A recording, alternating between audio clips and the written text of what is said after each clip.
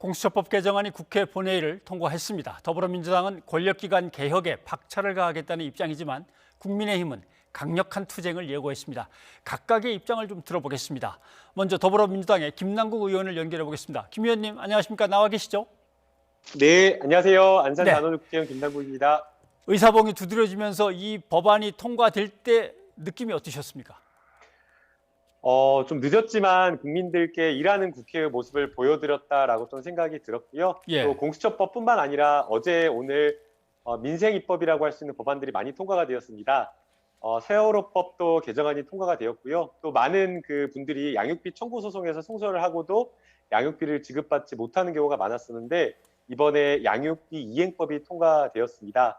또 코로나19로 굉장히 좀 어려운 상황에서 고용보험이 확대되어야 된다라고 이렇게 주장하신 분들이 굉장히 많았었는데요. 고용보험을 또 확대하는 법안도 통과가 되어서 특수고용 근로자에 대한 고용보험이 확대되어 조금이나마 민생과 개혁 입법에 대한 좀 성과를 국민 여러분들께 말씀드릴 수 있을 것 같습니다. 예. 하지만 공수처장 후보에 대한 야당의 거부권을 무력화시켜서 집권 여당의 통제 아래 놓는다는 지적이 계속 나오고 있습니다. 또 법 제정 이후에 상황이 어려워지니까 1년 만에 제대로 해보지도 않고 법을 또 바꿨다 이런 비판도 나오는데요. 네, 야당에서 문제 제기를 하는 것이 이 7분의 6 비토권을 말씀을 하고 계시는데요. 예. 지금 완화된 3분의 2 요건으로 하더라도 야당에서 충분하게 비토권을 행사할 수 있다라고 생각이 됩니다. 그 비토권의 정도가 아주 엄격한 그런 요건이냐 아니냐라는 이 기준뿐이라고 생각이 들고요. 지금의 3분의 2 구조에서도 여당 측 사람이라고 추천위원이라고 할 수 있는 사람이 여당의 추천위원 2명과 당연직 법무부 장관 3사람밖에 되지 않습니다. 예. 그렇기 때문에 여당에서 누군가를 추천을 하려면 두 명을 설득해야 하는 상황이고요. 거꾸로 야당도 반대를 하려고 한다면 중립적이라고 할 수 있는 법원행정처장이나 변호사 협회장을 설득해야 되는 문제가 있기 때문에 오히려 이 구조가 후보자의 공수처장 후보자로서 적합한 후보를 추천하는데 필수적인 요건이었다고 보입니다. 네. 뭐 어차피 정치라는 것은 살아있는 것이어서 왔다 갔다 하니까 나중에 집권 여당이 아니라 야당이 되어서 비토권을 제대로 행사할 수 없어도 후회는 안 하시는 겁니까?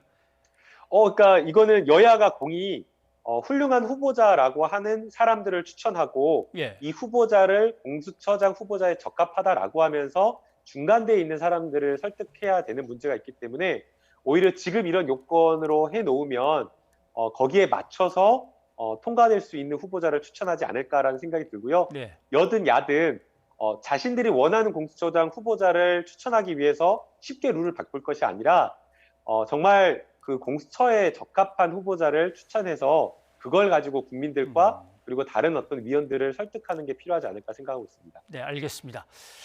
자, 처장 후보를 의결하는 데 필요한 이제 의결 정족수에 대한 얘기가 아니라 아예 거기에 들어갈 인사위원 2명을 추천하지 않고 버티더라도 공수처 출범은 문제가 없는 겁니까?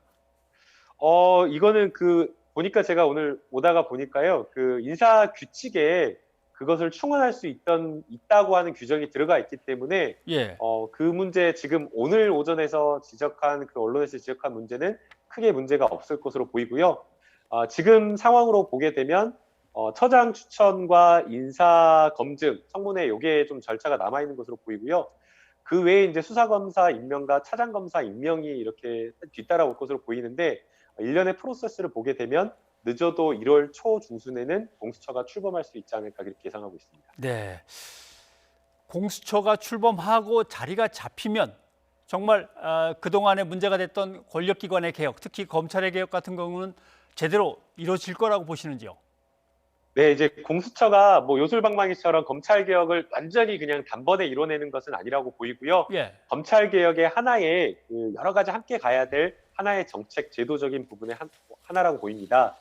지금 이제 검찰 같은 경우에는 최근에 이제 김봉현 씨가 폭로했던 그 사건이 있잖아요. 네. 검사 3명을 접대했다. 그리고 어떤 야당 출신 정치인에게 2억 원을 줬더니 수사가 무마되었다라는 그런 의혹을 제기를 했는데 그런 부분에 대해서 처음에 검찰은 아무런 문제가 없다, 사실이 무근이다라고 이야기를 했지만 실제 어제 그제 나온 수사 결과는 그러한 입법 로비가 있었다라고 지금 문제를 제기를 하고 있기 때문에 공수처가 생기면 아마도 이런 부분에 대한 수사가 철저하게 이루어질 거라고 기대를 하고 있고요.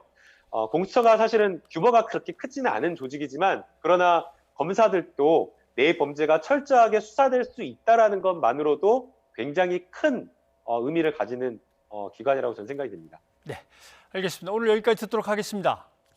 네, 감사합니다. 네, 더불어민주당의 김남국 의원이었고요.